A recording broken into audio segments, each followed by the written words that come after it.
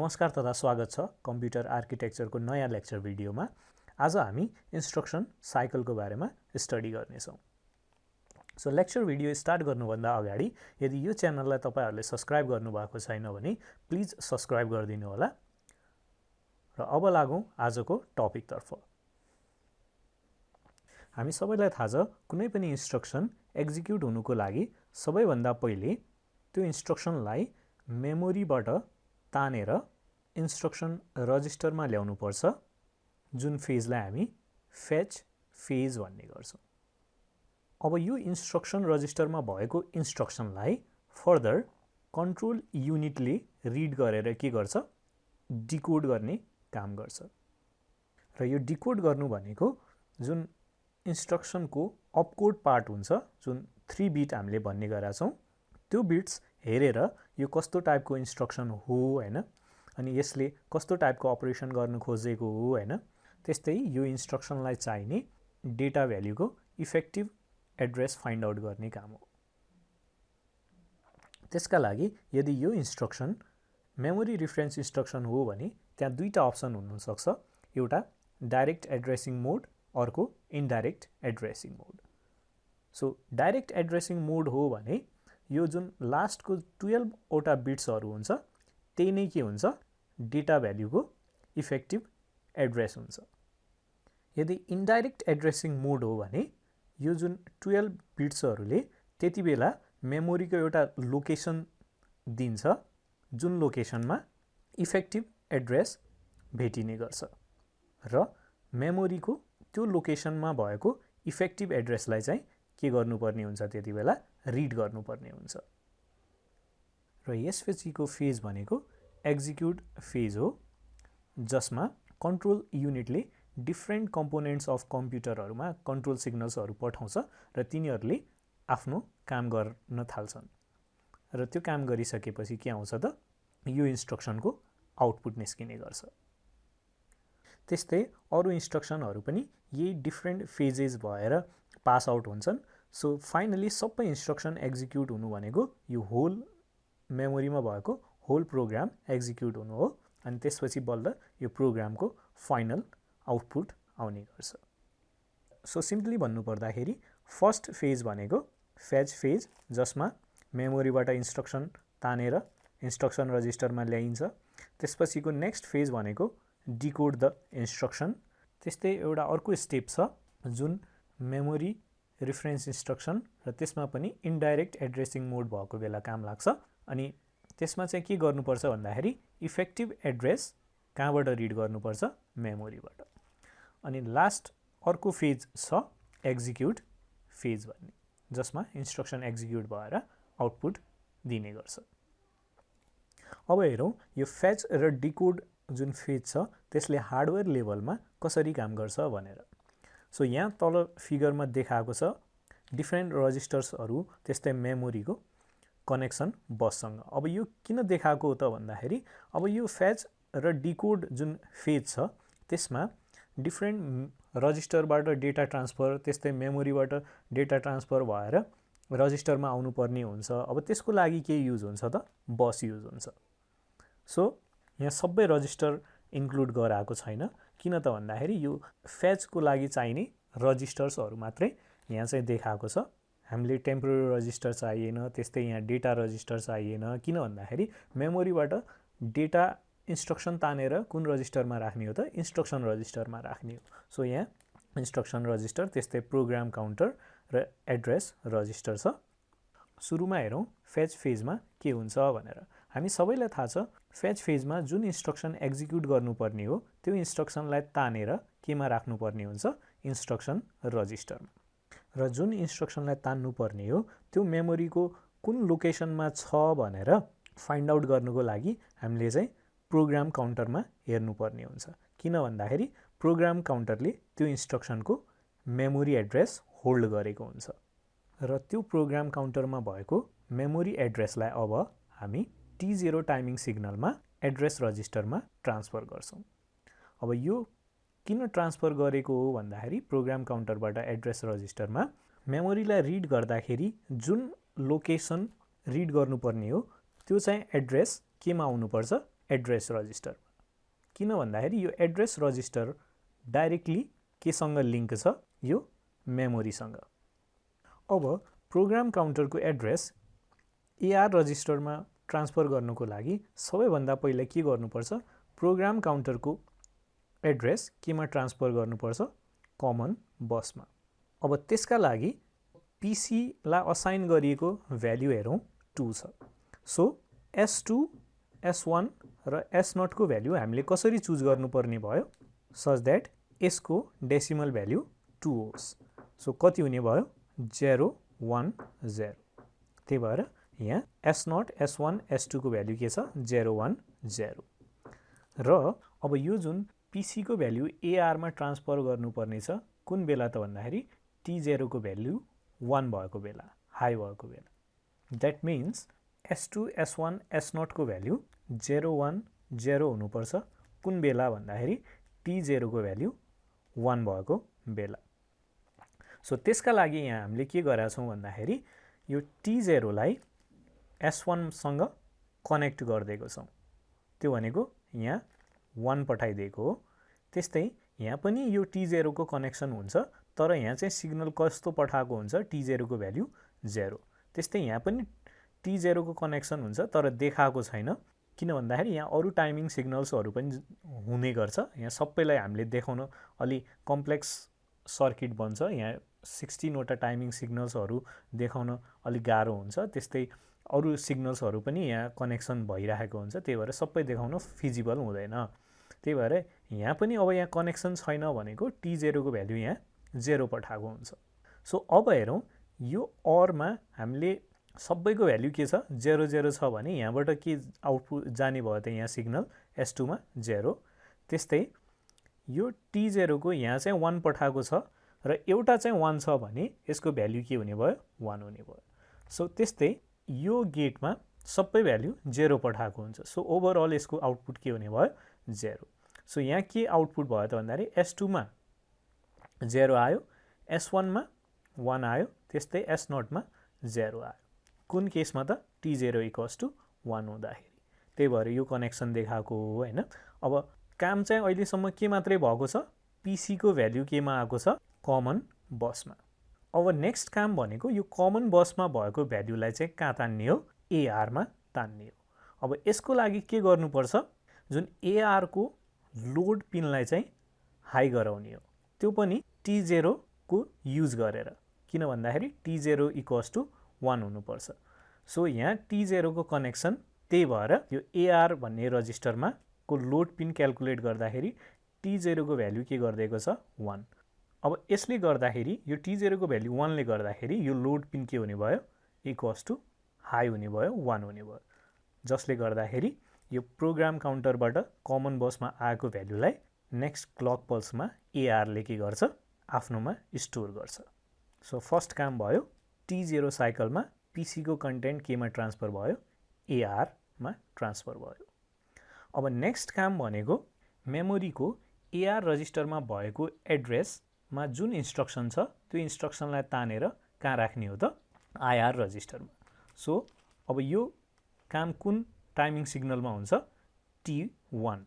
So T1 मा memory को AR रजिस्टरमा भएको एड्रेसमा जुन इन्स्ट्रक्सन छ त्यसलाई हामीले केमा तान्यौं, आईआर इन्स्ट्रक्सनमा।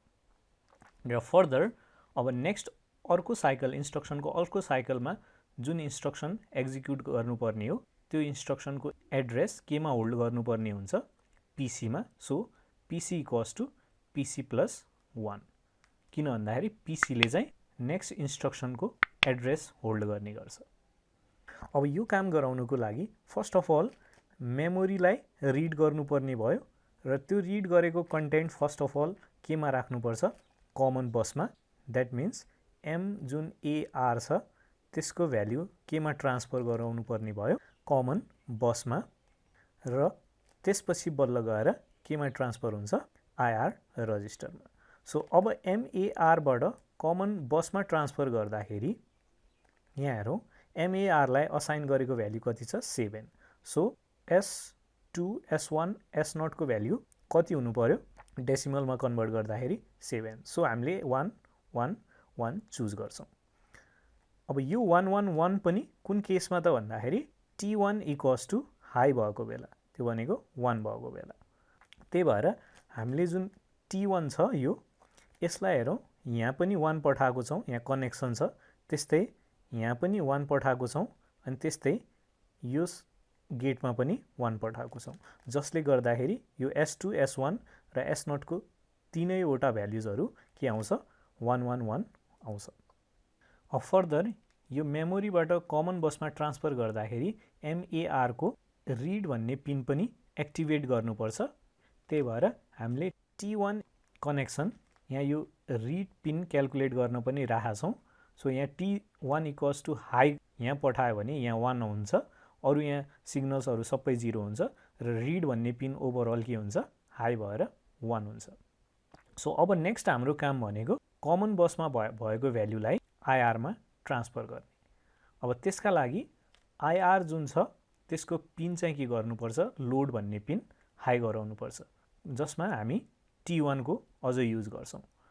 सो T1 जुन छ यसलाई हामीले IR रजिस्टरको छ लोड पिनमा पनि युज गरेका छौँ। यसको भ्याल्यु हामीले 1 यहाँ पठाएको छौँ, जसले गर्दा यो लोड पिनको भ्याल्यु के हुन्छ 1। सो के भयो त MAR को भ्याल्यु केमा ट्रान्सफर भयो, IR मा ट्रान्सफर भयो। त्यस्तै हाम्रो अर्को काम भनेको PC equals to PC plus 1 छ। सो यो भनेको PC को इन्क्रिमेन्ट जुन पिन भन्ने छ त्यसलाई चाहिँ के गर्ने हो, हाई गराउने काम हो। अब त्यसको लागि पनि यो T1 साइकलमै पर्फर्म गर्नुपर्ने हुनाले T1 को कनेक्सन हामीले PC मा को इन्क्रिमेन्ट पिन क्याल्कुलेट गर्नको लागि पनि युज गर्छौँ। यहाँ चाहिँ हामीले 1 पठाएको छौँ। अब यो OR गेटमा अरू सिग्नल्सहरू 0 हुन्छ वा अरू पनि हुनसक्छ, तर एउटा 1 भएको हुनाले INR को भ्याल्यु चाहिँ ओभरअल के आउँछ 1 आउँछ, जसले गर्दाखेरि यो PC को कन्टेन्ट एकले चाहिँ इन्क्रिमेन्ट हुन्छ। सो यो T0 र T1 मा कुन काम भयो त, फेच भन्ने काम भयो। अब नेक्स्ट डेकोड जुन छ T2 साइकलमा हुने गर्छ, जसमा जुन इन्स्ट्रक्सनको 3 वटा बिट 12 देखि 14 सम्मको बिट छ त्यसलाई डिकोड गरेर केमा हामी कन्भर्ट गर्छौँ, D0, D1 up to D7। त्यस्तै एड्रेस रजिस्टरमा इन्स्ट्रक्सनको 0 देखि 11 सम्मको 12 वटा बिट्स कपी गरेर राख्छौँ। अनि अर्को काम भनेको जुन इन्स्ट्रक्सन रजिस्टरको 15th नम्बरको बिट छ त्यसलाई केमा कपी गर्ने, I भन्ने फ्लिप फ्लपमा कपी गर्छौँ। सो यो कुन फेज हो त, डिकोड फेज। यो फिगरमा हामीले हेऱ्यौँ फेच र डिकोड फेजमा हार्डवेयर लेभलमा कसरी काम हुन्छ भनेर। अब नेक्स्ट हेरौँ flow chart of instruction cycle भनेर। त्यही हामीले पढेको इन्स्ट्रक्सन साइकललाई एउटा सिस्टमेटिक फर्ममा चाहिँ रिप्रेजेन्ट गरेको छ। अब सुरुमा कुनै पनि इन्स्ट्रक्सन एक्जिक्युट हुँदाखेरि सिक्वेन्स काउन्टरको भ्याल्यु चाहिँ के हुन्छ, 0 हुन्छ र यसपछि फर्स्ट काम भनेको फेच हो, जुन फेचमा चाहिँ के हुन्छ, एड्रेस रजिस्टरमा प्रोग्राम काउन्टरको भ्याल्यु कपी हुन्छ T0 फेजमा। अब त्यसपछि नेक्स्ट काम भनेको मेमोरीको AR रजिस्टरमा भएको एड्रेसमा जुन इन्स्ट्रक्सन छ त्यो इन्स्ट्रक्सनलाई तानेर केमा ल्याउने हो, IR रजिस्टरमा। त्यस्तै अर्को काम PC को भ्याल्यु चाहिँ एकले इन्क्रिमेन्ट गर्ने, किन त भन्दाखेरि PC ले चाहिँ नेक्स्ट इन्स्ट्रक्सनको एड्रेस होल्ड गर्ने भएकोले। सो यो कुन साइकलमा हुन्छ, T1 साइकलमा। अब यति जुन T0 र T1 जुन साइकल छ यो कुन फेज हो, फेच फेज। अब नेक्स्ट आउँछ डिकोड फेज। अब डिकोड फेजमा के हुन्छ, इन्स्ट्रक्सन रजिस्टरको 12, 13, 14 नम्बरको जुन 3 वटा बिट्सहरू छ त्यसलाई डिकोड गर्ने। त्यस्तै इन्स्ट्रक्सन रजिस्टरको 0 देखि 11 सम्मका जुन 12 वटा बिट्सहरू छन् त्यसलाई चाहिँ केमा कपी गर्ने, एड्रेस रजिस्टरमा कपी गर्ने। अनि त्यस्तै 15th नम्बर बिट इन्स्ट्रक्सन रजिस्टरको 15 नम्बर बिटलाई चाहिँ I भन्ने फ्लिप फ्लपमा कपी गर्ने। अब नेक्स्ट त्यसपछिको काम भनेको कस्तो टाइपको इन्स्ट्रक्सन हो भनेर पत्ता लगाउने। अब त्यसको लागि D7 को भ्याल्यु चेक गरिन्छ। अब D7 1 हुनु भनेको जुन अपकोडको 3 वटा बिट्स छ त्यो के हो, 1 1 1 हुनु हो।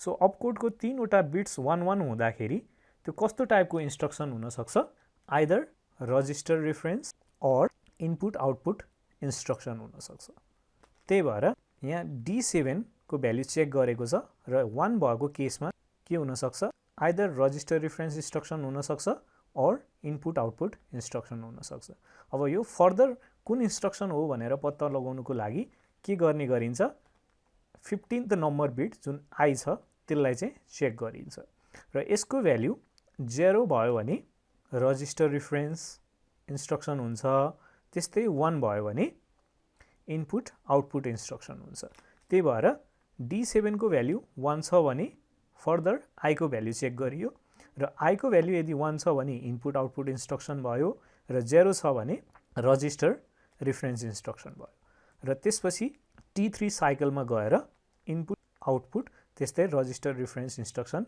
एक्जिक्युट हुन्छ र सिक्वेन्स काउन्टरको भ्यालु 0 0 राखिन्छ त्यसपछि अर्को इन्स्ट्रक्सनको लागि यही साइकल रिस्टार्ट हुन्छ अब त्यस्तै D7 को भ्यालु यदि 0 छ भने कुन इन्स्ट्रक्सन हुन्छ त मेमोरी रेफरेन्स इन्स्ट्रक्सन किन भन्दाखेरि D7 को भ्यालु 0 0 हुनु भनेको यो बाहेकको अरु नै भ्यालुजहरु त्यहाँ छ भन्ने बुझिन्छ अब त्यसमा पनि के हुन्छ भन्दाखेरि मेमोरी रेफरेन्स इन्स्ट्रक्सन दुईटा टाइपको हुन्छ एउटा डाइरेक्ट र इन्डाइरेक्ट अब त्यो डाइरेक्ट हो कि इन्डाइरेक्ट हो भनेर पत्ता लगाउनको लागि हामीले के गर्नुपर्ने हुन्छ आई भन्ने बिट हेर्नुपर्ने हुन्छ यदि आई को भ्यालु 0 छ भने डाइरेक्ट एड्रेसिङ मोड अनि त्यस्तै 1 छ भने इन्डाइरेक्ट एड्रेसिङ मोड अब डाइरेक्ट एड्रेसिङ मोडको इन्स्ट्रक्सन हो भने इफेक्टिभ एड्रेस भनेको त्यही इन्स्ट्रक्सनको 12 बिट नै हुन्छ है जुन अलरेडी के छ त भन्दाखेरि यहाँ हेरौँ AR रजिस्टरमै कपी भएको छ सो के गर्नु परेन सिधै इन्स्ट्रक्सन एक्जिक्युट गर्ने र सिक्वेन्स काउन्टरको भ्यालु 0 बनाइदिने अब त्यस्तै इन्डाइरेक्ट एड्रेसिङ मोड छ भने इफेक्टिभ एड्रेस क्याल्कुलेट गर्नुपर्ने हुन्छ अब त्यो इफेक्टिभ एड्रेस कसरी फाइन्ड आउट हुन्छ भन्दाखेरि मेमोरीको AR मा भएको एड्रेस लोकेसनमा जाने र त्यहाँ चाहिँ के हुन्छ इफेक्टिभ एड्रेस हुन्छ र त्यो इफेक्टिभ एड्रेसलाई हामी फर्दर केमा कपी गर्छौं AR मा कपी गर्छौं त्यही भएर AR मा चाहिँ के कपी गरेको छ MAR अब इफेक्टिभ एड्रेस आइसकेपछि नेक्स्ट काम भनेको T4 साइकलमा यो चाहिँ इन्स्ट्रक्सन एक्जिक्युट गराएर सिक्वेन्स काउन्टर 0 राख्ने अब त्यसपछि फेरि यो साइकल अझ अर्को इन्स्ट्रक्सनको लागि रिपिट हुन्छ सो अब यहाँ एउटा सानो नोटेसन्सहरु यहाँ राखिदिएको छ जस्तो हेरौं D7 त्यस्तै I ड्याश अनि T3 भनेको अब यो भनेको D7 को भ्यालु 1 भयो त्यस्तै I को भ्यालु यहाँ ड्याश राखेको हुनाले 0 त्यस्तै T3 छ 1 भएको केसमा कस्तो टाइपको इन्स्ट्रक्सन एक्जिक्युट हुन्छ त भन्दाखेरि D7 1 भएको बेला यहाँ जाने भयो अनि त्यसपछि I को भ्यालु 0 भनेको यो इन्स्ट्रक्सन भयो अनि T3 साइकलमा छ भने के भयो त रजिस्टर रेफरेन्स इन्स्ट्रक्सन एक्जिक्युट भयो है अब त्यस्तै एउटा अर्को एक्जाम्पल छ D7 ड्याश I T3 अब यो भनेको D7 को भ्यालु 0 यहाँ D7 ड्याश भएको हुनाले त्यस्तै I छ यो भनेको 1 अनि T3 छ यो भनेको 1 अब यो केसमा चाहिँ के काम हुन्छ भनेर भन्न खोजेको हो यो केसमा चाहिँ के हुन्छ D7 0 भयो भने मेमोरी रेफरेन्स इन्स्ट्रक्सन तिर गयो त्यसपछि I को भ्यालु 1 भनेको छ सो इन्डाइरेक्ट एड्रेसिङ तिर गयो अनि T3 टाइमिङ सिग्नल हाई भएको छ सो के काम हुने भयो यो AR मा MAR को कन्टेन्ट आएर स्टोर हुन्छ सो त्यही भएर यहाँ चाहिँ यो इन्स्ट्रक्सन एक्जिक्युट हुन्छ भनेर देखाउन खोजेको छ सो आजको लेक्चर भिडियोमा यति नै यस्तै नयाँ लेक्चर भिडियोजहरु हेर्नका लागि प्लिज यो च्यानललाई सब्स्क्राइब गर्न नबिर्सिनु होला धन्यवाद